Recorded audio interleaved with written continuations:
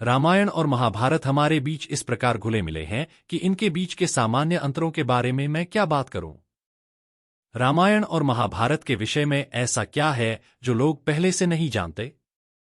इसीलिए आज मैं पहले से सुने सुनाए अंतरों को बताकर आपका मजा खराब नहीं करूंगा। आज मैं रामायण और महाभारत के बीच के केवल उस एक अंतर की चर्चा करना चाहता हूं जिसे समझना आज के समय में बहुत आवश्यक है। यदि एक वाक्य में कहूं तो महाभारत अधिकार की कथा है और रामायण त्याग की।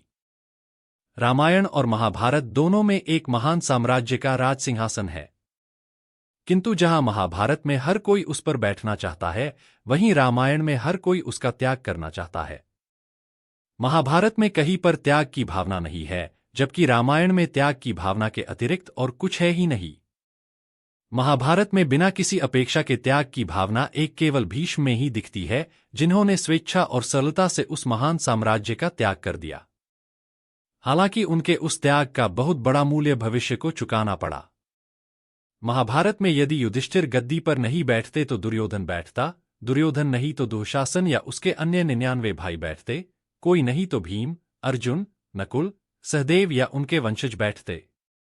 किंतु रामायण में यदि श्रीराम गद्दी पर नहीं बैठते तो ना भरत उसे छूते, ना लक्ष्मण, ना शत्रुघ्न और ना ही उनके कोई वंशज उस पर अधिकार जमाने का प्रयत्न करते। महाभारत में जहां अपनी पुत्री का अधिकार दिलवाने के लिए द्रौपदी और भानुमति के पिता और सगे संबंधी युद्ध लड़ जाते हैं, वही रामायण में माता सीता के पिता जनक स्वयं उनके द्वारा सब कुछ त्याग कर अपने पति के साथ वन चले जाने के निर्णय की प्रशंसा करते हैं। किंतु यहां एक ध्यान देने वाली है कि इन दोनों ग्रंथों में इतना अधिक अंतर होते हुए भी अधिकार और त्याग अपने अपने युग में तर्कसंगत थे, क्योंकि उस समय काल की वही मांग थी। एक बार लक्ष्मण का पात्र निभाने वाले श्री सुनील लहरी ने कहा था कि रामायण हमें सिखाता है कि क्या करना चाहिए और महाभारत हमें सिखाता है कि क्या नहीं करना चाहिए। महाभारत दो राज परिवारों की गाथा है। इसमें बताया गया है कि कैसे धर्म और अधर्म को ना समझने अथवा समझते हुए भी पालन ना करने से परिवार ही नहीं वरन कुलों का भी नाश हो जाता है। कैसे बड़े बड़े ज्ञानी भी निकृष्ट कार्य कर देते हैं। कैसे केवल धर्म के साथ होने के कारण कमजोर जीत सकते हैं और कैसे दंभी शक्तिशाली नष्ट हो जाते हैं। रामायण दशरथ पुत्र राम के जीवन दर्शन की कहानी है। इसमें बताया गया है कि कैसे राम ने अपने जीवनकाल में धर्म एवं मर्यादाओं को सर्वोपरि रखते हुए एक पुत्र, पति और पिता की भूमिकाओं में दुखों को भोगा लेकिन मर्यादा नहीं छोड़ी। ये दोनों ही महाकाव्य गुरुकुल में विद्यार्थियों की पाठ्य पुस्तकें हुआ करती थीं। आजकल इन्हें स्कूलों में पढ़ाने की मनाही है। लोग आज भी इनके बारे में अज्ञानता अथवा अल्पज्ञान के कारण इनके महत्वपूर्ण पाठों को समझने के स्थान पर इनका उपहास करते अधिक दिखते हैं। रामायण रामानंद सागर निर्मित संसार में सबसे उत्तम सीरियल माना गया है।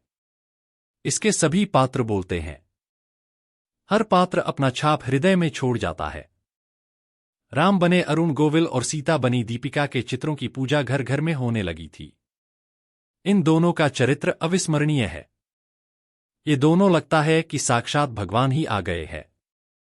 रामायण की कथा समझने में बहुत ही सुगम है और मनुष्यों में चरित्र निर्माण की प्रेरणा देता है।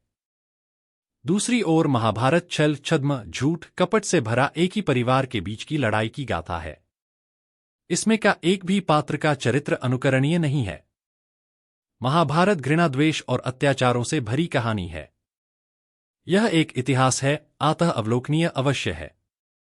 इसमें बहुत अधिक पात्र और उलझी हुई गाथाएं हैं जिसे कोई साधारण बुद्धि का व्यक्ति कभी नहीं समझ सकता। अतः रामायण से महाभारत की तुलना कभी नहीं की जा सकती। रामायण सर्वश्रेष्ठ है।